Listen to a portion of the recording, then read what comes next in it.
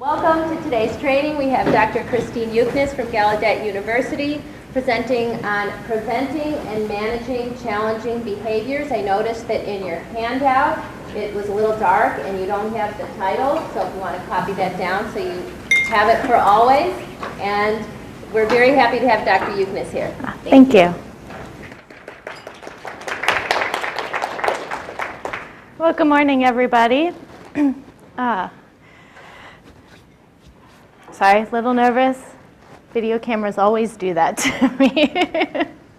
Not to mention I'm a little mic'd up here. So anyway, so today I'm coming to talk about preventing and managing challenging behaviors in the classroom. At Gallaudet, I work in the Department of Education, and my primary role is to place all of our student teachers for practicum and internship, but my secondary role in the department is that I co-coordinate our certificate program on teaching deaf students with disabilities, and part of that is classroom management, so this is the area that I really enjoy and love to work in.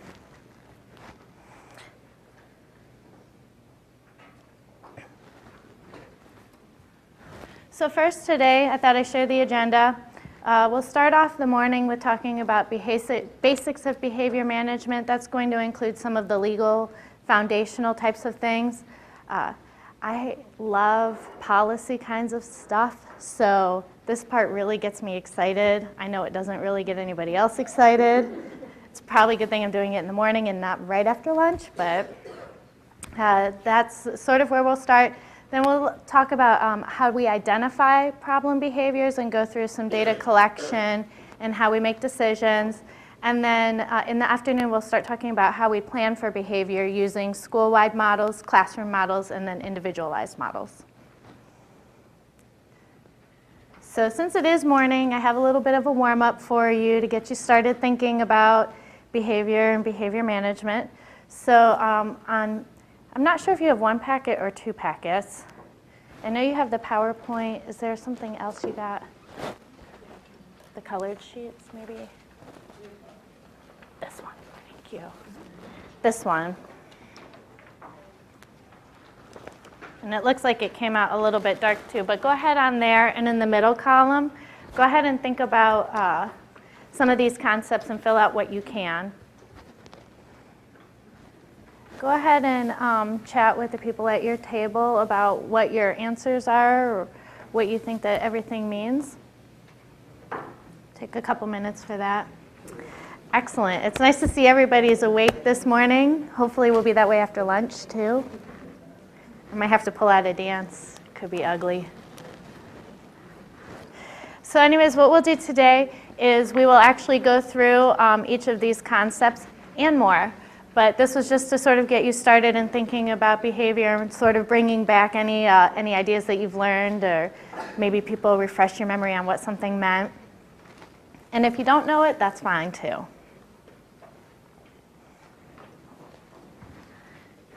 So today what we'll do is what you'll be able to do at the end of the workshop is you'll be able to describe the legal foundations of discipline and behavior management. You'll be able to identify problem behaviors, collect data to determine the extent of a problem, and design and monitor plans to prevent problem behaviors.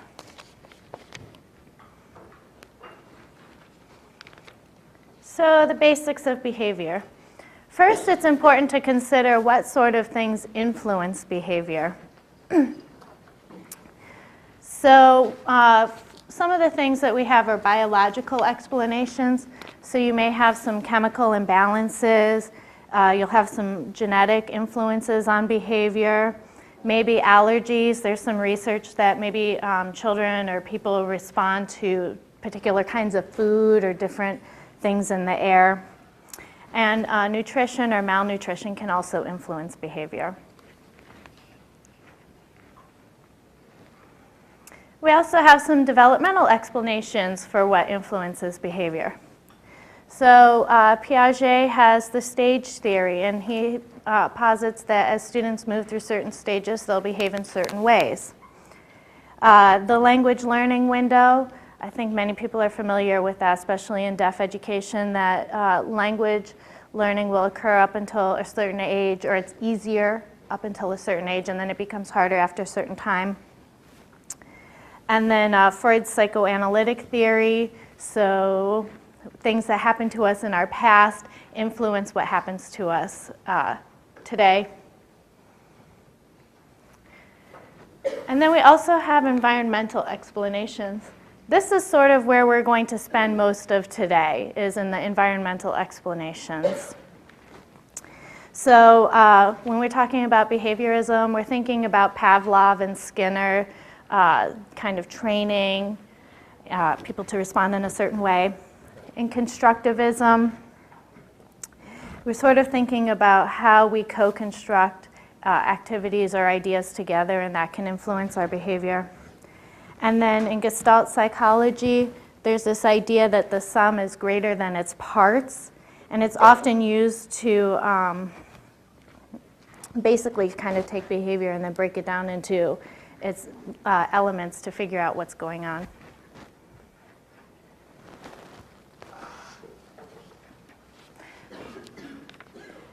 So some fun things to start with are IDEA and discipline. When we're talking about disciplining students with disabilities, and this is students with any type of disability, it's very controversial. So it's important to keep that in mind. The first time that IDEA mentions discipline at all was in 1997, the reauthorization. And when Congress decided to put discipline into IDEA, the idea was that they wanted to sort of help administrators balance their need to provide a safe learning environment for students, while at the same time ensuring that students with disabilities are being provided a free, appropriate public education. So IDEA has some due process things, right to fair procedures. And one thing is that school administrators have the right to develop a school-wide discipline policy. It has to be school-wide. It has to apply to any student, whether they have disabilities or not. The policies need to be reasonable, appropriate, and they need to have clear rules and consequences. And this is for every student in the school, whether they have a disability or not. However, IDEA also extends due process protections to students. So prior to this, and probably even still in some situations, students with disabilities are often disciplined more harshly and more frequently. And so now what we have is we have some processes to ensure that students are disciplined in a fair manner. And it's really important when we're taking students out of their least restrictive environment and putting them into another placement. And that is really critical when we're talking about suspensions and expulsions.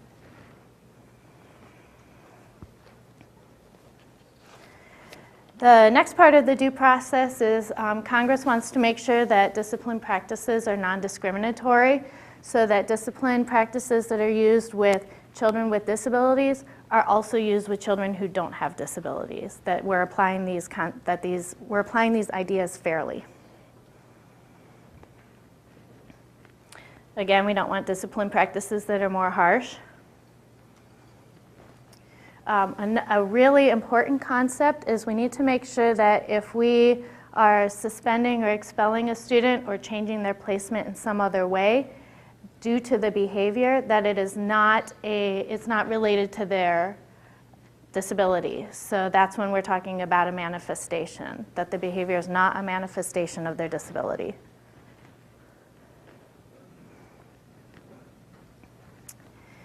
And we're also not using procedures that are prohibited in the IEP or in the behavior intervention plan.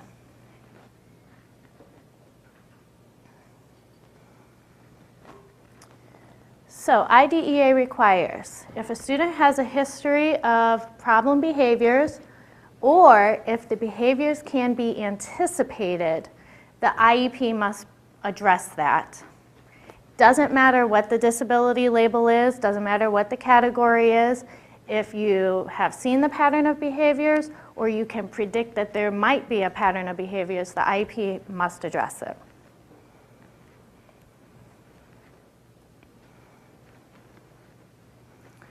And the purpose of addressing any problem behaviors is that we're trying to increase positive behaviors while decreasing the problem behaviors. And it's very important to note that if behaviors can be predicted or if there's a pattern and nothing is done to address these behaviors, it can constitute a denial of FAPE. So if the parents decide that they want to sue the school system, they will win automatically on a denial of FAPE, and we don't really want that. Don't really like unhappy parents anyways. Part of the behavior planning is the functional behavioral analysis, or FBA. And the purpose is to develop educational programming that's related to the cause and purpose of the problem behaviors. IDEA requires for a few certain situations that FBA must be done. One of those is when we can predict problem behaviors. But it encourages for many others. So it's not always necessarily required to do an FBA. And we use FBAs to help develop our behavior intervention plans, or our BIPs, because we just really like letters for everything. When we're talking about behavior intervention plans, and we'll talk more about it this afternoon, but it's important to know that behavior intervention plans, they need to be proactive, so we really need to be focused on positive. So what kind of positive behaviors are we putting in? Positive interventions are we using? We really try not to use punishment or other types of harsher discipline. And it needs to be multidimensional. So it cannot be that my intervention plan is I'm doing one intervention and that's it. But maybe I have to do several different interventions. Maybe it depends on what setting the student is in, or it depends on who the student is working with at a particular time. But the BIP must have multiple parts. Maybe I'm teaching replacement behavior while at the same time modifying the environment. So it's important to keep those things in mind.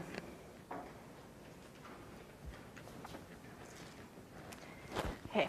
Functional behavior analysis is required within 10 business days from when a student is removed for more than 10 days in a school year. And those 10 days can be consecutive or non-consecutive. So it could be that maybe it's their third time being suspended for 4 days. Well, that means that we need to be conducting an FBA on the student. Because once you reach that 10 days, it constitutes a change of placement. That's my second one. Anytime you're going to move the student in a way that constitutes a change of placement. And if you're moving a student into an alternative setting. So usually that'll be for a weapons or a drug offense that schools can unilaterally move a student out of the school and into an alternative setting. Usually it's for about up to 45 days.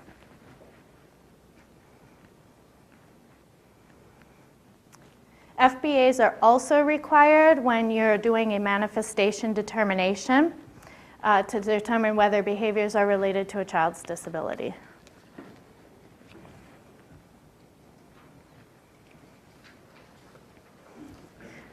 So now this 10 days is really, really important to remember. I mean, it does not mean that schools should be afraid to suspend students who are consistently showing problem behaviors. Schools need to address these behaviors and they need to do it fairly. At the same time, if we have students who are exhibiting patterns of behaviors, they really need to be addressed. So up to the 10 days, school officials may suspend a student or put them into an alternative setting without convening an IEP meeting. Once you reach that 10th day and anything that's above that, If it's a consecutive, so if the student did something and they're suspended for 10 days, once you reach that 10th day, it's a change of placement. So before that, you need to convene the IEP and conduct a manifestation determination. If it's non-consecutive, you still have to convene the IEP, but you also need to conduct an FBA and develop a behavior intervention plan. Because if it's non-consecutive, it's usually going to be a pattern within the school year.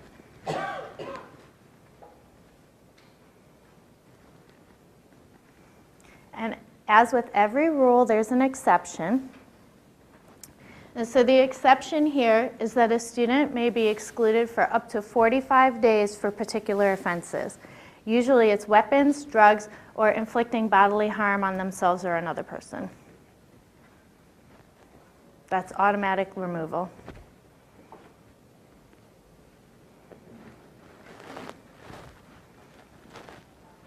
Okay, so the manifestation determination, it's the IEP team conducts that.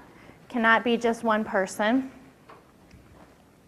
When? It needs to be anytime that there is a change in placement, and that's usually determined by the 10-day rule. And the purpose of the manifestation determination is to make sure that the behavior is not a function of their disability. So maybe the student has a really hard time communicating and they can't really get their point across, so maybe they show some aggressive behaviors because of that. Well, that might constitute a manifestation of their disability, and so maybe we shouldn't be considering that as necessarily a problem, but we need to be looking at what's happening and how we can prevent that.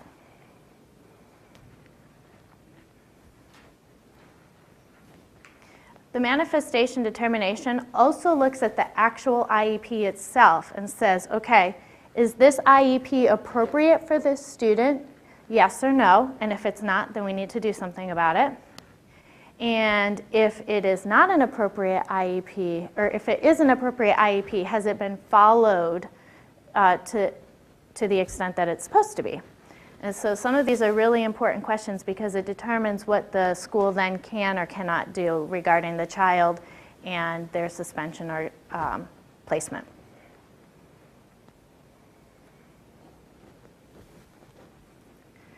Within discipline, there's a few controversial topics. One is the Stayput Provision, and this one's fairly new in IDEA. So if the school says, hey, we're just going to move the student over to an alternative placement while we figure out what's going on, and the parents say, hey, I don't agree with that, my child needs to stay in the least restrictive environment, that's where I want them to be. If there's and they decide to take it on to the next level, a hearing or mediation, the school cannot move the child to a new placement. The school needs to leave the child in their least restrictive environment while the problem is being resolved. And that's known as the Stayput Provision.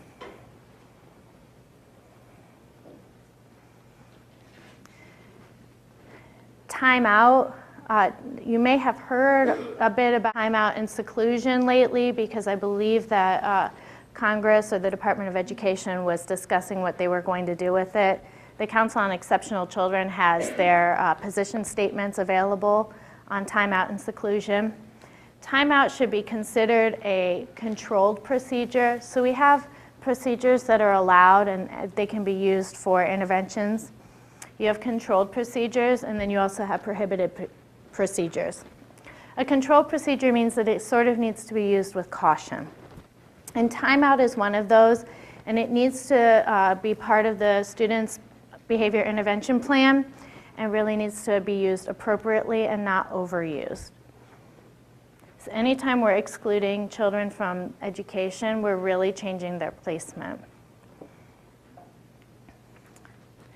Restraint and seclusion are very controversial. There's no official resolution on this yet. People are still debating because there are advocates who say that restraint and seclusion have a place in educating children with disabilities, and then there are other people who say absolutely not. I would say if you're going to put it into a behavior intervention plan, you need to be very clear about exactly what is allowed, what is not allowed, and when it should be used. Very, very clear about it.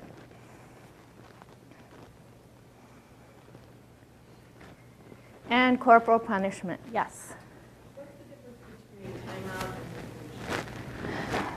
and Timeout is usually done in, it's usually done sort of in the same classroom, or maybe you bump them to another classroom. Seclusion is sort of the separate room all by itself. At least that's how I think of it.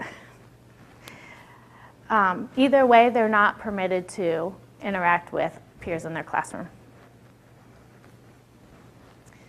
And corporal punishment.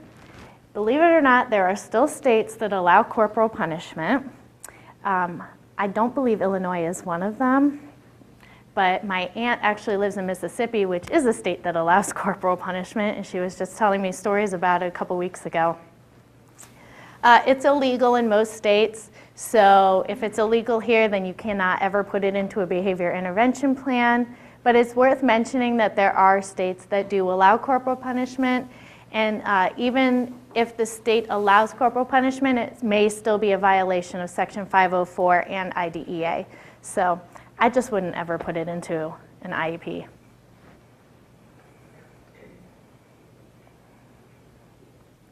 Okay, so now you've had lots of legal things, and I've sort of gone through it pretty fast. And I mean, I'll take any questions now if you have any questions, or you can go back to your note sheet and add in any new ideas that you want.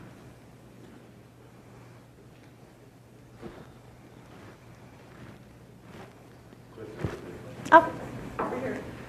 Getting back to the behavior functional analysis, if a student has been suspended for 10 days for bringing a weapon to school or something like that, they will be going to an alternative placement because they've been expelled. How can you do an FBA on them if they're no longer in school? Or why would you have to do it if it's a one-time bring a gun to school experience? That's a very good question. So if the student is moving, see, expulsion doesn't always necessarily mean that goodbye, you're never going to school again. It often means you're going to another setting. Right. The school district is still responsible for conducting the FBA. There is still an IEP in place, and so I'm not sure whether the alternative setting is in the same district or not, but the district should be working with the alternative setting to conduct the FBA. There has to be some... What do you do? Just document that, oh, we didn't bring a gun today? Well, I mean, is that the only offense? Are there other offenses? Like, that's the only history?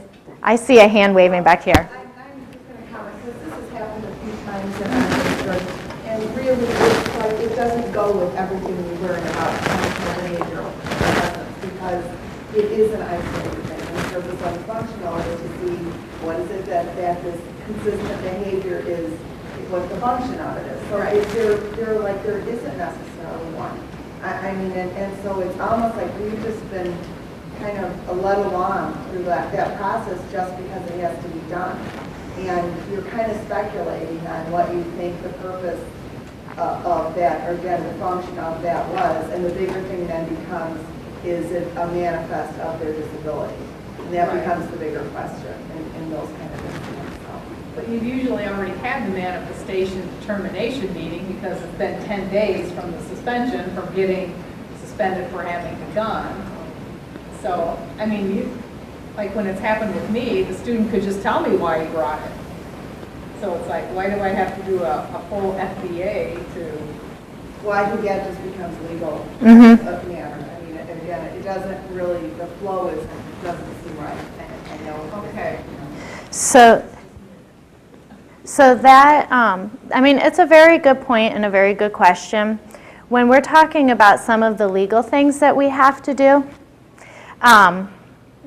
when we're talking about some of these legal things we have to do, it gets a little bit tricky because oftentimes the paperwork, like the IEP, all those things that we have to put into the IEP, and it can make it up to 30, 40 pages. I don't know if you guys have that. That's what mine typically were.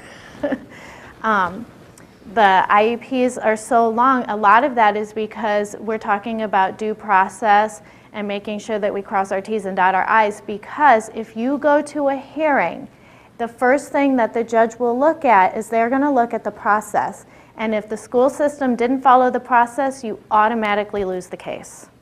So before they look at the content and whether the substantive part of the case is right or wrong, it doesn't really matter. All that matters is, did you follow the process? So unfortunately, it doesn't always make sense, but it's something that you really need to do so that if the parents ever do take it on to the next level, or if anybody takes it on to the next level, then you've made sure that you've followed the process you need to do.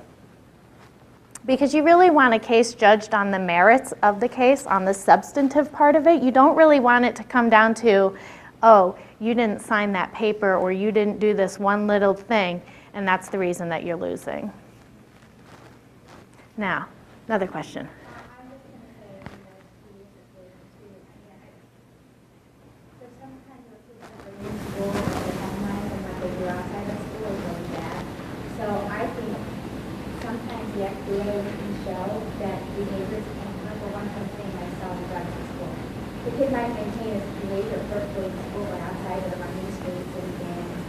But if the FDA can prove that in school he's maintaining his behavior, we've got proof that shows. So it doesn't always have to focus on negative behavior. It can also show that in school the kids maintain his behavior until this one incident. What we do is, if that happens, then we send them to their school. So they need to know that information so they can get how they need, you know, and hopefully turning it into the home. Thank you. We also have some children who have to be placed out and before an FDA visit is done. And we just tell our team, do an indirect. All the clarity was that you do this FDA and try to come up with such a functioning behavior. So you can just do all indirect, take all the indirect data, and come up with that conclusion until you can do a better one. And that's all that they have to do at that point. Is that you take the indirect data, come up with your best conclusion, but just so you follow the process. And then if you have access to the child later, where you can take the direct, and it may be you never see this child pull out again, but at least you have baseline, you have one incident, and then your baseline may say 0, 0, 0, 0. We have to figure out, okay, so why are we keeping it at 0? That's all it's required. And so we just say, do the indirect. That's all you need to do right now. Thank you.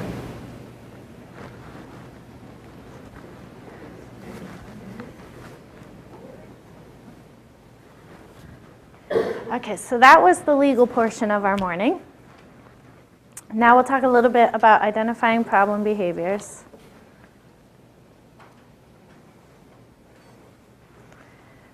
When we're talking about identifying problem behaviors, and obviously this is a part of what we're doing, functional behavior analysis, we're usually looking at a particular behavior. But oftentimes in a classroom or when I'm talking with people, oh, so-and-so does this all the time, it's such a problem, or they do this all the time, it's such a problem. And you know, I think one of the first things we have to do is we have to come back and say, really, is this a problem? Do they really do this all the time? Maybe I just don't like the students, so anytime they say something, it drives me crazy, and I'm like, that's entirely possible. So what we really need to do is we need to look at, is the behavior really a problem? Who is the behavior a problem for? Is it a problem for me? Is it a problem in general?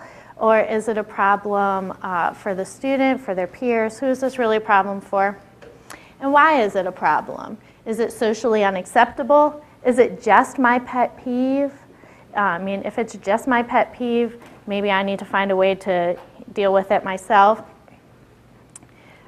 Is the student trying to communicate something? Why are they doing this behavior? And so, yay! In order to figure out whether it's a real problem, we have to collect data.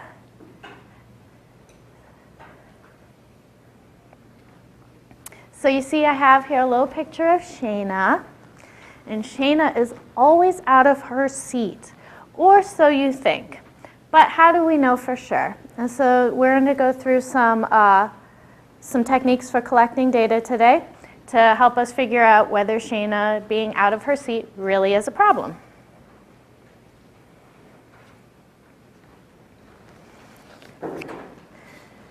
One of the first things that we need to do is identify the problem behavior. So when we're talking about the problem behavior itself, we need to make sure that the behavior is clearly defined. So what that means is that it's observable, that it's measurable, and it's very explicit. So on page 2 in your packet, and actually I don't think you guys have it actually stapled. Oh, you do have it stapled. Yay. Okay, so on the second page, take a few minutes to define these behaviors clearly. Non-compliance, aggression, and low social skills. Think about what does that mean?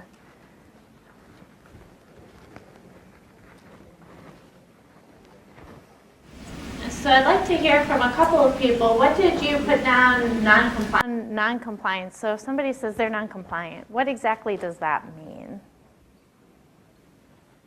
Yes? They don't follow directions. They don't follow directions. You ask them to do something, they not Okay. So they don't do it when you tell them to. Staff does not follow directives, rules, requests of staff, as may look like, but not inclusive of saying no, ignoring school content directive, putting his face with information with teachers. So when you give a directive, he says no? These are possibilities. Oh, okay. These are what we see. So it may look like, but not inclusive of. Okay. Because we have a lot of kids who, we can down these three and say it's not inclusive of, the staff won't take any of it. And then these are these three. And then putting his face with each of the teacher and staring at her. Say no, or ignore your staff member. Okay. I'm sorry, I didn't miss it. That's okay. He will either say no, put his face within 2 to 3 inches of the staff member, or ignore the staff member. So we also get the definition first, because if we don't get the definition, they won't look at other examples. Okay, so the definition is non-compliant is, Does not follow the directives, rules, and requests of staff. thank you. So I like that. So you have the definition of what it means, and then you lay out some examples of what exactly not following the directive means. Excellent. That's much more clear than just saying non-compliant. Anything else to add to non-compliant? I don't think it has to be like a reasonable directive, like something the student is physically or emotionally, educationally able to do, as well as like within a specific amount of time processing the Okay, so maybe you might give them a time limit for responding to the request, and then considering the appropriateness of it. That's a very important consideration. I added a time thing of like for more than 5 seconds, so that if I have someone collecting data in my class and they happen to be looking at that child, the minute I say it, they say, oh, he's not doing it. I said, you know, that then I made up 5 seconds. I don't know what I think. They're daydreaming for 2 seconds. I don't want my data collector to think, oh, check. Mm-hmm. Well, you know, that's important too, because sometimes you have children who are processing your request. So maybe you make the request and they need some time to process it. I don't know if you've seen the Fat City Workshop, but the guy who does that does a fantastic job of showing that when one student is still processing a question, and you go on to a next one, and then you go back to that student, they might be answering the last question you asked and not the current one you asked, because they're still trying to think through what is it that you said. So, you know, 5 seconds might be reasonable.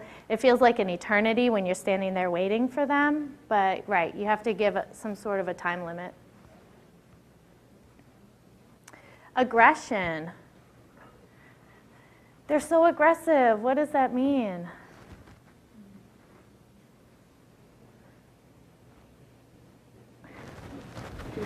Showing anger and physical manner. So what does that mean, to show anger in a physical manner?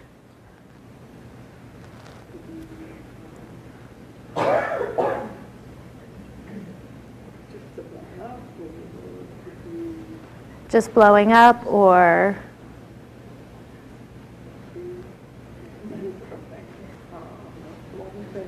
could be throwing things, many different things, or thank you. In the back? Bites, kicks, scratches. Kicks. Is kicks in there twice? Did I miss? Hits. Thank you. Bites, hits, scratches, kicks. Okay, very good. Another one? Okay. Behavior towards self or others demonstrated verbally, physically, and orally. So threatening behavior towards self or others. Demonstrated verbally, physically, or using objects. Okay, so demonstrated verbally, physically, or by using objects. Anything else? Aggression is pretty broad. But there are lots of things that could be included in there, and when we're talking about a specific student, we could talk about the specific behaviors that they use. Low social skills. How often do we hear that? Oh, they have low social skills. What does that mean? Conversational skills, interrupting, body language, waiting, space. So conversational skills, what does that mean? Like, for example, showing them the right way to talk to people and not interrupting, waiting for a short pause for the other person. The body language, they have to look at the person's face to see if there's a short pause. Mm-hmm. Sometimes you have to teach that. Right, so maybe they don't know how to interact with people, so learning how to turn take, how to wait for the next person or wait my turn, how to give personal space. Personal space, I have learned, is a very personal thing. I'm from Buffalo, or that's where I grew up, is in Buffalo. And in New York, we really like a lot of personal space. If I don't know you, I don't like you in my area, and I moved to the South, even though it's not really the South, it's Maryland, it's still South to me. If anybody here is from the real South, they won't say it's the South, but I'm below the Mason-Dixon line, that's South. So people down in Maryland, they stand a little too close for comfort sometimes. And in Virginia, they really stand close. And so personal space is definitely a matter of where you are and what you're comfortable with. Anything else for low social skills? Word low, we need to define the low age-appropriate peer behavior, or, I mean, we can't just say low, we need to say at what norm we're Exactly. expected to be at. Exactly, because maybe low social skills in middle school would be different from low social skills in high school. I have a feeling that's very true. Middle school is what I used to teach and what I absolutely love, but their social skills are very special. In elementary school, there's certainly different expectations for kindergartners than from 5th grade. That's very true. We need to keep in mind what would be appropriate social skills. Skills that would give you the ability to request assistance, comment with another question, or express interest with your adult. Okay, so things that would interfere with their ability to, I forgot the first one already. Thank you. Request assistance. Comment, question, or express interest with a peer or adult. Okay, so any sort of those interactional types of things. And obviously when we're talking about a student, one particular student, and we're saying low social skills, we're talking about exactly what they have trouble with. So whether that means maybe they don't know when to ask for help or they don't know how to ask for help. Maybe the student doesn't know how to take turns or how to enter a classroom appropriately, which could be quietly and not running in screaming and yelling. Maybe they're okay with their peers, but they're not okay with teachers. Maybe they're okay with teachers, but not with their peers. So some of those things we really need to define exactly what kinds of social skills it is that we're looking at.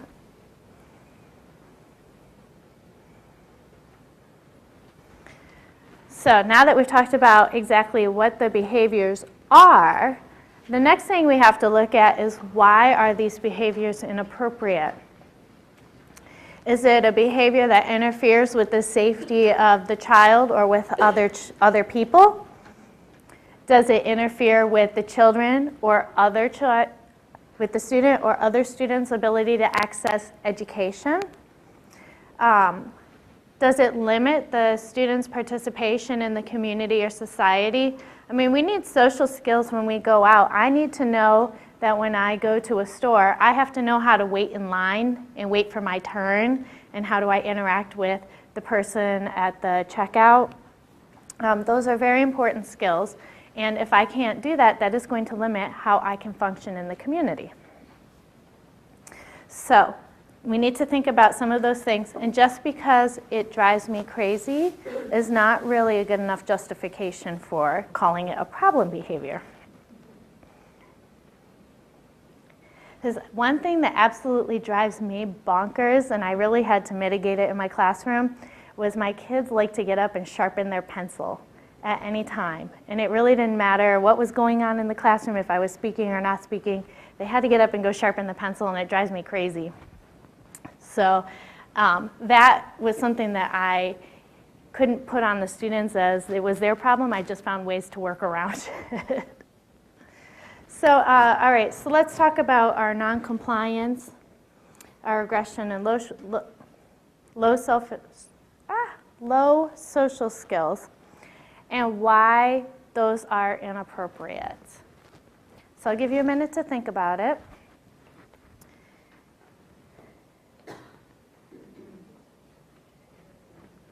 Non-compliance. Why is that a problem behavior? Why is it inappropriate? And with non-compliance, we decided that it was not following a directive or a request. Yes? Well, if other students see that this one student is not following directions, I think that can influence the peers' behavior. You know, Johnny's not following directions, so I'm not going to follow directions, and then like a downward spiral. So it could sort of be a domino effect. Okay, so there's some influence maybe on the peers. Just a safety issue, we have a fire drill and they decide to not, so just safety in general. Exactly. So maybe what you're doing is giving directions for something that's safety related. It doesn't even necessarily have to be a fire drill. It could be scissors too. You know, I mean, it could be something as simple as that, but not following directions could be a safety issue. Mm-hmm. Mm-hmm. It's what? It halts development? What do you mean? Well, if it said halts. That's what I thought. Like halts? It stops, Okay. Or it could, like, if I choose not to participate in anything. Ah, okay. I'm not going to get anywhere. And if something is done by accident, it's not a problem. And how am I going to increase my learning ability here? If it's not addressed, then I'm not going to move to the 4th, 5th, 6th level because I'm not doing the work in 3rd grade. Exactly. Exactly. Okay. I see where you were going with that now. So it limits your, yeah. Oh yeah, that's fine. It halts development so that if I'm not following the direction, then I'm not able to continue in my learning and my development. So maybe if I'm not following directions, then I can't continue on into the next grades. So that actually would be interfering with their ability to access education. Yeah. And then I saw another hand up in the back. Same thing? Okay. Aggression. This one seems like it should be self-explanatory. Unless anybody wants to do a different, or has a different reason for why it's inappropriate or problem behavior. Okay, low social skills. Why would this be a problem or inappropriate?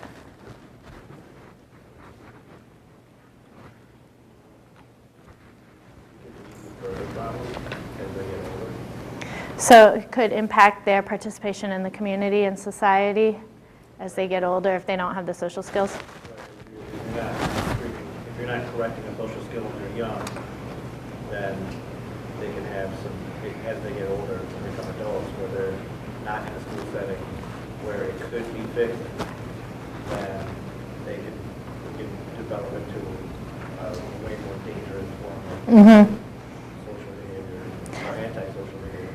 So social skills that are not addressed when they're younger can develop into more severe behaviors as they get older if left unchecked. Great. It can make other students feel unsafe or uncomfortable, so they're not really, like, they're feeling like, what is this student going to do next? True, that's a good point. So it can interfere with other students' ability to access education if they're concerned about what is this person doing and I'm not really sure and I'm focused on this and not really on what I'm supposed to be learning.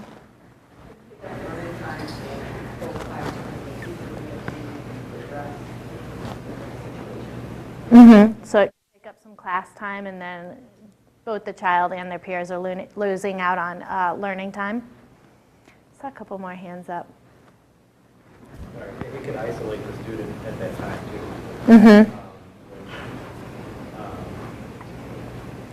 Kids are mean, so if a kid is kind of a loner and doesn't have the social skills, that could affect them negatively at that time too.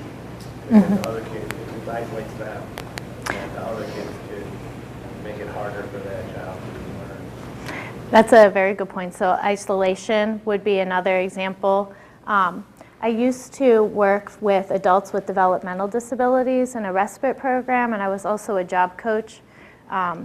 And that was one of the big challenges that I had, is that my clients would, they maybe didn't have the greatest social skills, and so they were very isolated, and trying to help them find recreational activities that they could participate in the community with natural supports was very difficult because of their social skills. And so that feeling of isolation is very, very important. So one more hand up. Maybe not. Of the spectrum, it's also harder to keep a job if you have no social skills. That is very true. Yes, it is harder to keep a job if you have low social skills. I mean, think if you just talked back to your boss, or you just, you know, didn't have a filter. You know, I mean, those are serious problems that can show up in the workplace. Or even if you don't understand that maybe there's different perspectives on things and trying to argue all the time, those types of things definitely can impact your ability to keep a job.